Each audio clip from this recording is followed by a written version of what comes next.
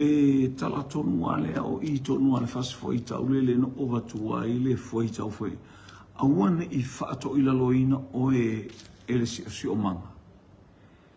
A ia e whaato I laloina le si o manga lea tātou te iai.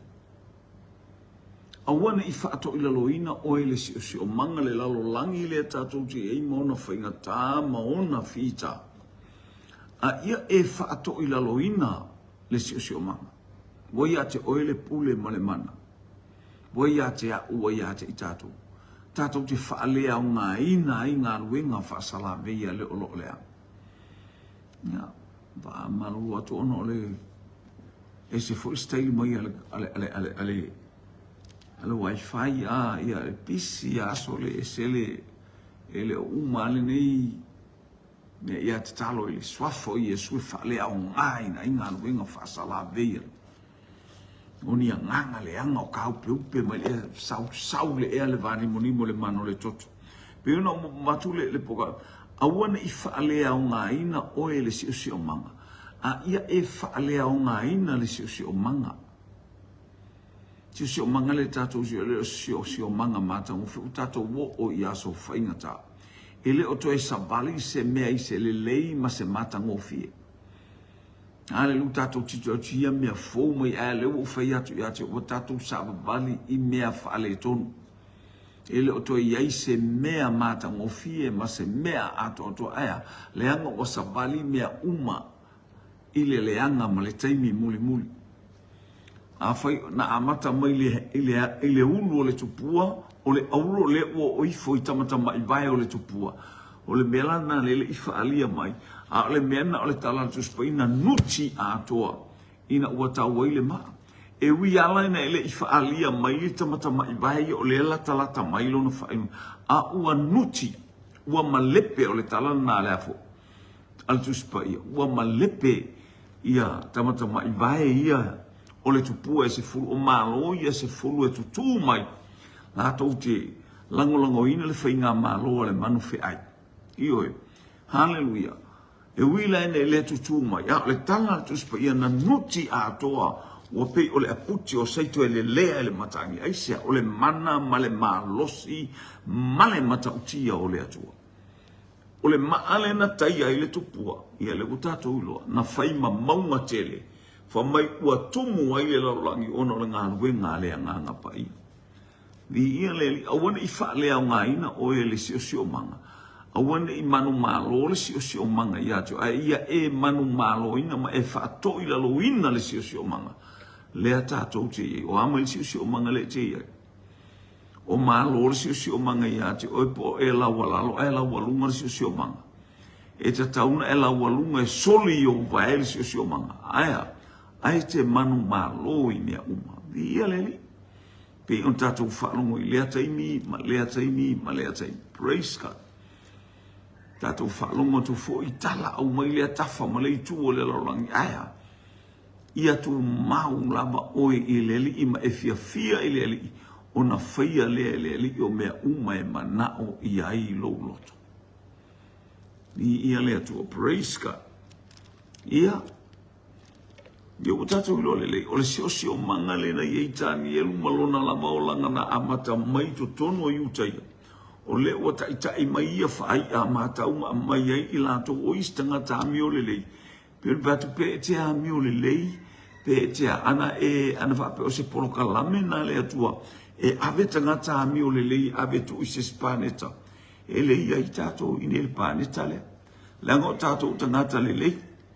Ma o tātou tangata mata tau I le atua. E langa o le polo kalame le atua. Na mata na whai mai e le atua ina ua ave eselo na nuu mai ai kupito. Ele anga le toa tele. E nao ka le poa mo Yosua e le lei o langa. E mata tau o langa. E whapa ia ina o lato o langa. E o le ase tala mai. Na ave ese Yosua mo ka le pole ai. Na o mai ai to tonu ka le po mo Yosua o le ata. E whaape na o e ma. Ta te ui mai ai o tongo fi tā ma whainga tā. Hallelujah. A ole mana unga ia e whaato I laloina le si o manga. Ia tātou te iai. o le ale malosi, o le ale matauti o le sio manga. But believe you can destroy the environment that we are living. E tātou te wha umatia, mo tātou soloia, ma soli o tātou vai. Le sio manga le eso I fua ma o tātou wolai. E le mawhaina manu malo, ma il sio manga ia te oe.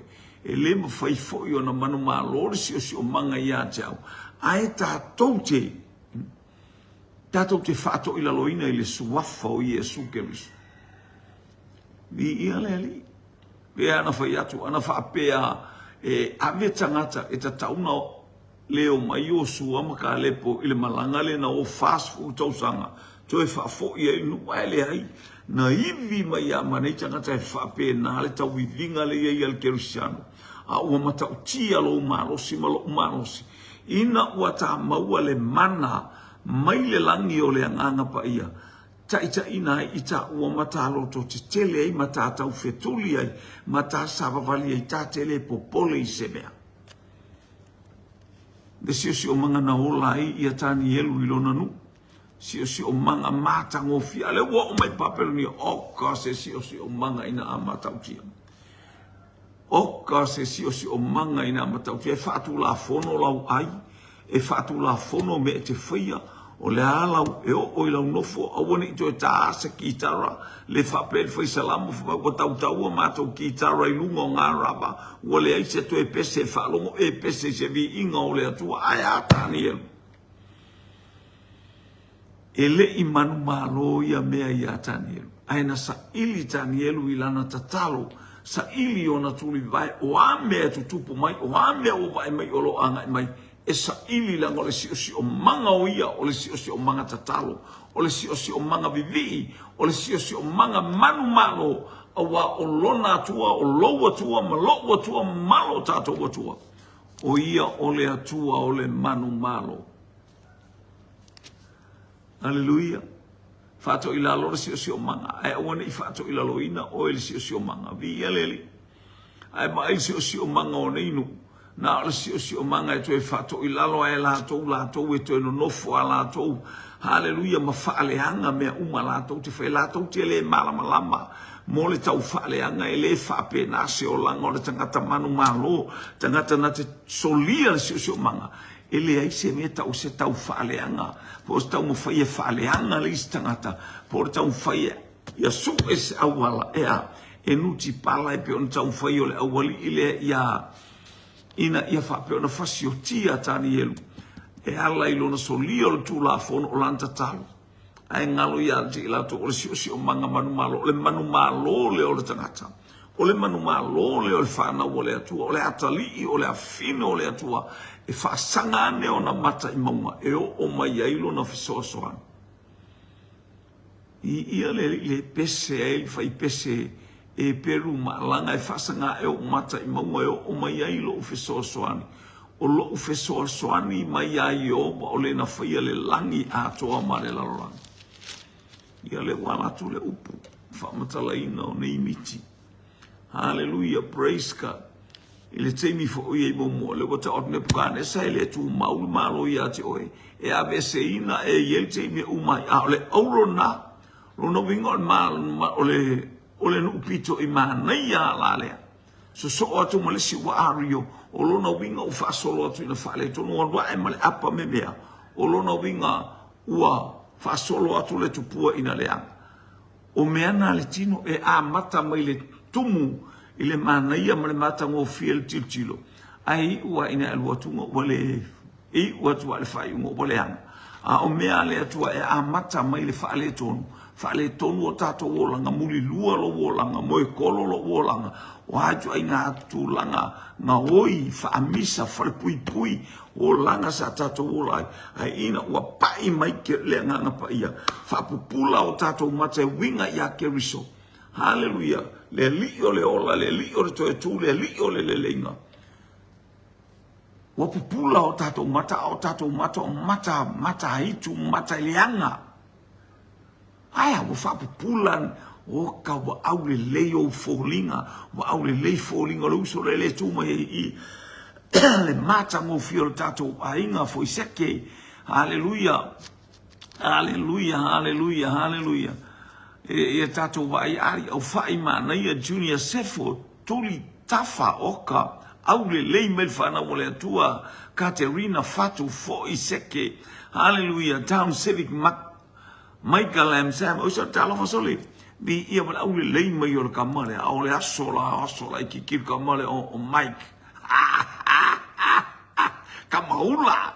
Kama me fai usainga kamalo io ia pi io tato uma ali maftanga ia fa pena ia kan ngali tele tu ia li ia le tato wolanga sama tanga tato wolanga saleng aya fa pena le amata mai leleanga aya lele watato va ia tu le tafa mai o ata o le aso fo watato va ia tu le tangata ingo ia Yesu Keriso wa fa pupula ina o tato mata ele nganga pa ia lang fo matus pa ia ale ta otua ale fa ilo atua ele nganga pa ia te o Yesu Keriso o le li ma le faola e se au me na fa e ta tauna moli maule nganga pa ia I lua maftanga ma le nganga pa ia ta watu ele nganga pa ia o Yesu Keriso o lo wali I malo fa o le faila o tau tinoma ai fa ina tatu o ke lo ingo le tua o mo sental papa o le tua o lo wali au Keriso lo fa o la nga o puaya le buku ai ale ta ua tua ele nganga pa ia fai ya sina anga ngata o nga ruenga le nganga pa ia na te fa matala na te momoli ya te oe bi ia le imea umala praise it. Hallelujah. Evelyn Brown talofa bi ia le atua praise it. Ali Evelyn ia e fa pe na la mal tato ia ile fa ola tanga le atua e ese le matautia e ese le o fofongia praise God o le atua fa ato I lalo le sio manga ai awana I fa ato I lalo ina o le sio manga o ama sio manga I lo ainga o ama I lo sio manga I lo ngaluenga o e manu malo ai tala I tele ma me ia mai se fol ne ia so le aso nei to tongi mai ai o to ina ale maule a fa sio manga na I tono lo fa le fa ngaluenga tu che el ariuna tu chichi la woi tu chichi to so mai fa fo si pule a to no le mo mai o waso fia overtimes ia I fa pena sio manga e mo le to afi mali e fai o e ma fa ta inga I si tangata na I o tafta lo pule le o sio manga awana I malo le sio manga ia tu e ma foina e tau tala mai I upu e ta ore ngana Britania foul mouth no wingo tatou tau tala mai wale angal tatou tau tala hallelujah wale le leila o tau tala wale le leila unga ngana wale le lei mea tatou te whaia ele leile atua I teimi umala le aingo le whato atua le aingo le atua le neiva aingo le o le afi praise God whato I lalo le sio manga wane I whato I lalo ina o le sio manga le sio manga le na aveitani praise God le wa watu waitani yelu ile matua malepe al sio manga loto vale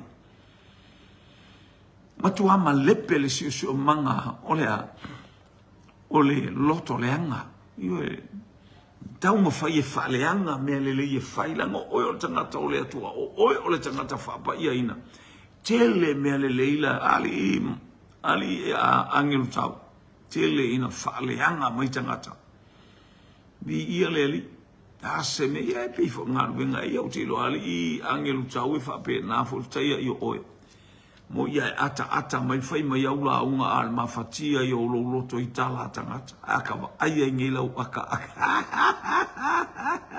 io ela go ata le toa ole ata le toa le kalesia le se pona ele se illa ele se manumi praise God ole kalesia watai le toto ole tama imamo o Yesu Keriso via le tua bovi hallelujah praise God na woia lo fo ma lo le soi fo praise God io e talo fatua isi o tauso au ona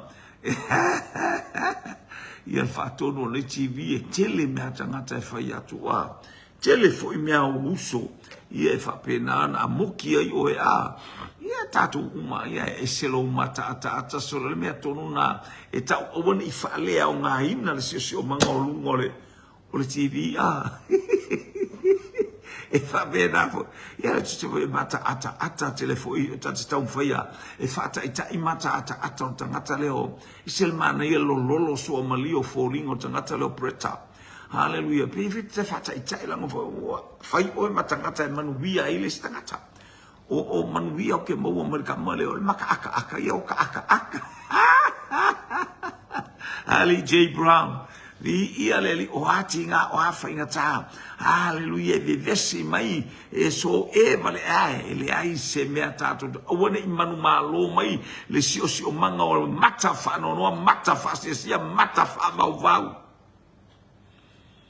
haleluia o ne i maua i tato we mata ia langa o mata ia na familia tua se ale mea fa u ai o mata ai sio mangaleanga sio mangaleanga wa ayatu le fingor taulanga le uso ma ai taulanga apelu ma ai lan taulanga va ai esse ale algo hao la inumole o taulanga apelu e pe tabel vidia oia e algo lalo fa pena sa taulanga e fai que vai a quea o lalo e lo le ia algo lalo o asu o la taulanga e loa mai le ke loa le ia yo winga mo makama hallelujah praise God ai tatou te whaftai i le atua hallelujah ono lana upu ia tatou whaalea o ngā ina i o tatou saiseia masoli le sio manga le tatou te iai praise God ali tia isaleli i talofa ia le tua pe tato ia ile tato o ame o e tau o sio mangale sa wala tu le tu o mai sa o me ai ata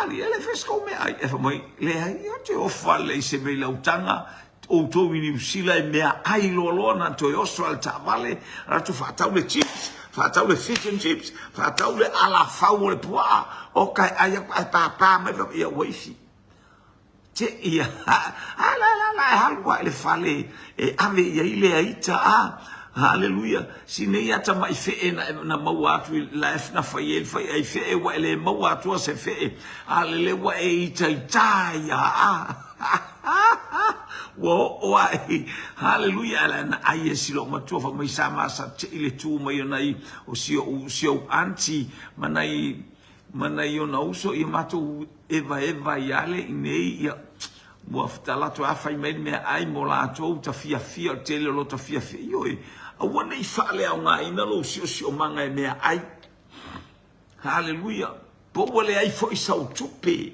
po le yo se me po le la por faso o me umana batu ele atua ia to e control ai lo mafufa mana ole tu te fa pe atu tama fai mai le patu tala ale nei ainga patu mai le tupe le tupele malie fai mai le pate tingo le tupele po io ia le tua invite le tua invitation no vinga e inviting le tua fa mo se fai mai se faso o le nei se le ni o te mi mita ni me tele ma le ano no io me te va ai hallelujah ai sila matanga ngai po mo se vi ingo le tua I me tato te o le taimi lea ua matua I whaale tonu seiva aila ia. O lou whaito o laloina, o se whaato I laloina o le sio manga. Ua matua wa ai tangata I leona mata peona uta watua ia tu nafi. O leona ia na tongi ia tani e lua o tato. O ka ngake lua ngofa marisi leonga. Lupanga aka mai fo tangata I uta fatafa. Wa ia tanga tute no fol farsa a o leonga ia o leonga ke vai le lu fa kala fa ma no lex wele io le taimi io le ngar sa fa yo tala le wa te wa la tu ton wa no fo yo taf yo na taf halo io le stangata ita I lo watali na wa tofilo wa mena ma wa ya o tona e tokyo me o ina io to fana wa lo ma fana u chalo e va ai lo le stangata le to fia lo natali ala le pico I luma lo wa kari ngumela lua mai umar ka ngumela lua mai lo wakari sole e aka mai a uale angalo na loto malona mafau ia le atua acha ia wale ngai ele ita alo na latu nei sa moele lo ta alo ta mai titi a walu ita alo ngo mana ia na ta ya pa fo wale piki ele ata mia ai vai le ka pe ia na ka alo sole fa mole tele ia bea oil man Samoa e tele ita alo se first 15 ia ongai i Samoa nei pe oa sau mai savai a matua numela fitua ia langa tu langana o mai goljong ya yo sau savai ai o ka alo le apia pa po fele me fai ta alo solo le leo la ko ia pe ia ka ngaka yo o no tala masani ia muninga ngiori ni foria a fi au le ta moli haleluya ia e faalea o ngā ina le sio manga oka ni mea mata ngā olo anga i mai sio manga oka ni mea mata ngā aya e fiu le sio manga e lole oe e fiu le sio manga e faa e valu oe falai oe valu le asi valu le makaku ai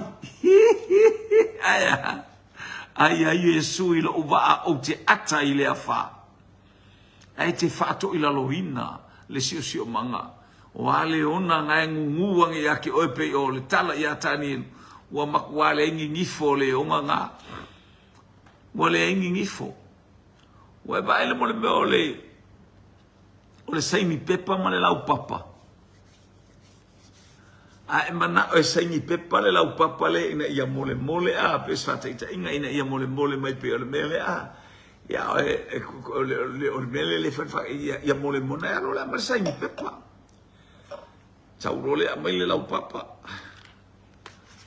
ioi sai ni pepa isi tau fi mai ya e te lo o fa pena tangata na te fai o tala fai o la sai ni pepa oi ke lo oi e fai be wa ki lenga mole Watili na mole la tala le sai pepa ile aso fa me kiso ai ko me la fai kai ako me la o sai pepa me la me fi fai ba mo io ora e te tango tu le sai pepa o mole le sai pepa fa pena mal tangata na fai o tala e alo wa te o atu ata wa lo vai yang ya ua kafe alonga i supe longa saingi pepanga oe la le wate ia wato ele lei ma ia te oe aisia walo wala ko mole ai ke faia ia imere le ke la ko va kunyanga panke ke pe ke fo yo so me ka ke ki aku ole ai ko ingule lo kia mai aku ma mele anga ia ke fa ku ai anga o mele le ia lai sai ni pepa ia oi ala ke faia ko ia mele ia lo wa mole le lau papa wa manga ia lau papa wa mole foi mar sai ni pepa wa le leile o langa o le ile wa i ila kili oi le fa manguia ia ile tua ia sole o ke lo kakale o mai ke keling o sai ni pepa nga tamale o vai ngalula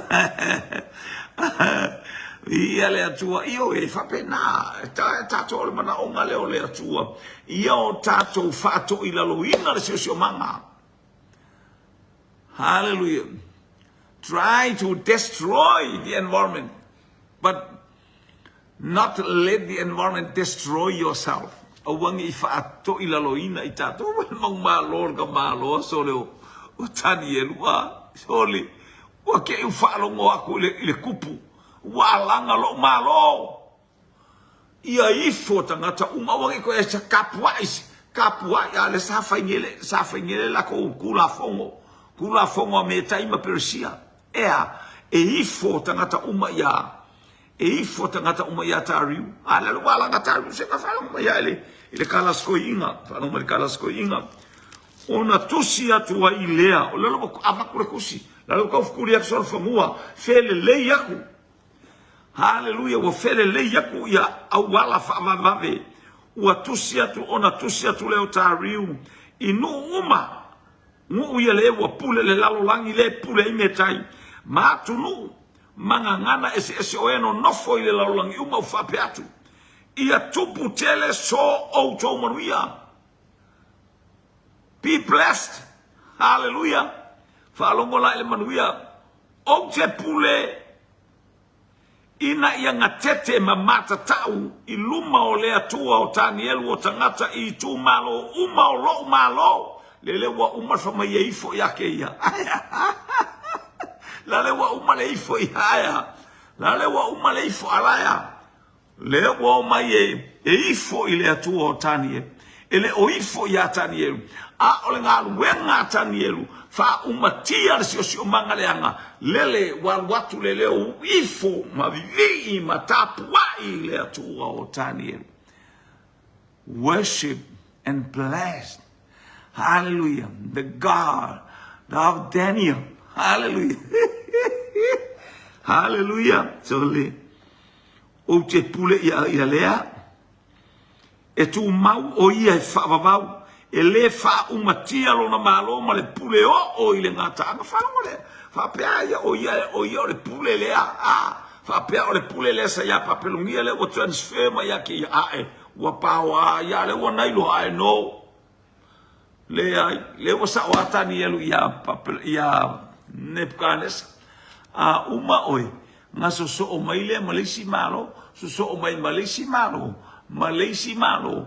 Ai muli ane sau le malo le. Le malo le tatou te no fai. Le malo le ua pule ao i le laulangi. O le aupa ia le atua. O a me fai. La le so se tuli manu o le laulangi. E la ngona ai le vi inga o le atua e le aunoa. E valo ngomai fai pule e le... Tau pue fitu al fai pule sfulu valu le la fai tau atua. Ma tau pue fitu al fai pue sumana fitu ma sumana. O ia manu te tele fa i lato o tupu ia e toa fa o le atu tu mai le lalolangi. Le wa ia i Nebuchadnezzar Babilonia. Le o sau metai, le o sau waitariu, sau wai Persia, ia ma Persia, ia e lua, e tu fatasianu ia, Babilonia, metai Persia, sau eleni lentu mai Alessandra le sili, ia sau loma le malo le o Roma le tautia. Fia malo ma kaukia. Ai falongo mai la fai upule, o le ata na o manu fe ai ngale ngai lo Tanielu, i luma mai o le. I tua mai ole matau pule ono saulo le fai pule sumale ba ai maua le malo ele au pa ia le sili ese le wa ya te tato le malo le wa ya ke ka ko le malo e ui in tato va te pe ya sawa ata vita wa uma na fau e fai matupu ia ele saulo ngo fo le kup ele saulo ta vita no fo ia ole tupu aya senga ma ui mai whainga ka e kau whaa. Ioi, la mo i loa e tāwita o wha ui e whaima tupu e lea tua. Ane e tau whaima i a saulo ma tangata e tō tele e ave ese. Pe ngā kako, tātou o tangata o pule o tātou o tupu ma osi tau langa o le nupa ia o lea tua. O i tātou we whaivi inga ma wha manure suafo i ova lea tua. E leo to e tāu fia sis. Mo i e ingu le ka fia aya. Lo a inga. Ua lele le tala lele. Ale kwa mai fo, farsuma i suma valu. Ai maua le malo ele aupa ia le sili ese. E fai fo i mo i la tau le malo e whaavavau lava. Amene. Fai upo e lua suma lua mta upua lea. Ina se ia fio mai le ua mai ana muao naso. O le atua lea. Ma watu ina atu le whaamasinonga i le aupa ia le sili ese. O ia whaamasinonga laulangi. Oi. O ka ua. Oi, o tātou. Tātou te whaamasino ina. Ona o le alma oi o le atali i ma le awhawhine o le atua. Ua uma o na tāina lo loto ma o tātou loto i le toto le tamai ma moe o Iesu Keriso. Amene. o tātou la ato e whai te whalonga mai whai pus e lo fulua. Ina se ia fio mai le ua mai ana muao na aso. Ma ua tu ina atu le wha masinonga i le aupa ia le sili sili ese. Ua o mai fo i ona po ua maua mai ai le malo e le aupa ia. Ia te tātou le malo. Le malo le atua. Le se me ke po pole ai. Po fea le me te o iai po ame whai ate oi. Whananga mai fo i le nukule na mana o le atua e tau atua. Na mana o le atua ila na whanau. Aleluia. Suma le iwan whai upule ono. E soto. Whai matapa suma le whai upule ono. Kala le atua ia mose. Ole nei fo ia whai o te matou te matua whaalongo mai ilo uleo. Matau sisi i lau whea ngainga. O na whai leo o tau ma o loa tā ua mau. E sili nu uma a wā o loo lava le lalolangi uma. O na whai leo o tau ma o loa tā ua ke lore whai o e whaalongora leo loa. E whai whai o tau ma malo o si taulanga. Ke lore malo le kako ke soifua maolai. O le malo o si taulanga. O le malo o whai whea. O le malo o apostolo. O le malo o profeta. O le malo o le whanau le atua e taita ina e le anganga pai. O e taita ina e le anganga pai o atali i ma whawhine o le atua. Vi ia le ali. Vi ia le atua. Ia e wha umatia le si o manga le te iai. Tātou te iai. Ke le mea le hanga e mai aia. E oki ai lau aka aka. E oti ai lo loto mawalalo loto mama. Tātou mai male loto salamo i luma o le atua. Tātou sa whai mawhili o le atua. Oi tātou sa whai tātou matangata le ano matangata le mata tau aia. Wa tātou o mai male loto wha mawalalo e ala i a Iesu Keriso i le taulanga na sauni a Keriso. I ia le ali. Wa tātou o mai e sa ili atu ili atua ma le wha mawalalo. Ina ia anga le leima ia te i tātou i teimi umalamba. Vi ia leli, mea wha umatia i Keriso. E le i mawhaia le lalolangi ma le nunumi. Hallelujah. Ma le o ona o mea o i le lalolangi. Le tātou te sāwali ai. E o ai la walatu le tāwale, o i lau sāwale atu i te atu i winga o tangata, ma mea whai tangata ko i ki soa o e seisi. I lau tāwale. Whai mai lima o tangata o a mea pala o wale mai le ilunga le awala. Awa. O le si o manga le anga na e tauna wha ele wha umatia si o manga na ilo to e tali atu. Ma e to o ele wha e lau kala. Whai mai pea ta la tangata i ate oi. A e tausi le file mu. O atali i mawhawhina amu ia e wha atupu le file mu. Ta ua ila ato o whanau o le atu. Whafta i a Trump. Le na tau whai wha atupu atu le file mu. O le file mu ai o Iesu Keriso ele mwhaina su Iesis. So stai mea te ia Keriso e tau whai e wha atupu atu le file mu na i tangata. Tu so wa eta le pea i lalo le si o manga matanga. Le si o manga vevesi. Le si o manga nunumi. Le si o manga whawhia malosi. Aya. E te mana o e ta wheatu le file mu le wheatu sto ingo Trump. Ni ia le li aele o Trump o le file mu. Ua whai e Trump le file mu no. O tato o awala ese uia tua i le file mu langa lefa mai le tua. Amu ia e whaatupu le whamanu ia le tua ia Trump.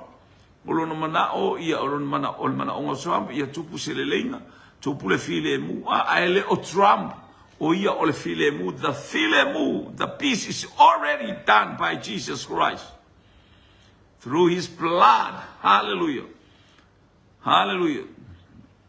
Le mea na whaasa tauro a Yesu. The time that he was crucified on the cross. Au mai le file mu i le lolang. Baba ai mata umai le tapena ina i le atua o lona alo ina ia au mai ai le file mu. Mo le uso le tua fine mai tato uma. Ina ia o tato fia. Fato i lalo le si o manga. Ai awana i fato i lalo ina oe le si o manga. Try, hallelujah, to destroy the environment, but not let the environment destroy yourself. From the yele to ya te oil ne ia fia. Tapenatu mole sapati. ia nga te folfai unga nei vai aso ia fia ia te oilunga leala ma ba ai foi te wa ta wa te me te utu fa to ilalo o na me ta mai me la titi ai fa to ilalo o e o al pakanga o lau ta vale pe te ratu wa ma o sia la titi la me o lau ta vale ia mau le ono sa fa pe na la va o tanga te lelo loto o tanga mala awina ele atua e o ma ia te o e wina bad la walusile le value o lau pa vale aya e te tua tua o tanga te mau le loto fa mangalo e ia fo i me te faia e se fa mangalo o le stangata I am silly wa fa mangalo ina i tātou le ano noa i o mea se na o tātou faia hallelujah e ia o ke riso lo tātou wali i malo tātou faola whamanuia le whinga malolonga le weekend maanga ia tua i leo sāle whana ua lea tua ma i tātou uma sa moalo ua tunu tamati na uso matua whawhine hallelujah ele ngata i leo au auna lea tua mwhai ona tātou mafuta i lea taimi ma lea taimi lau au auna e tautua ia te oe ma le loto whamawalalo ona o Yesu amene ma amene ma amene manuia le afiafi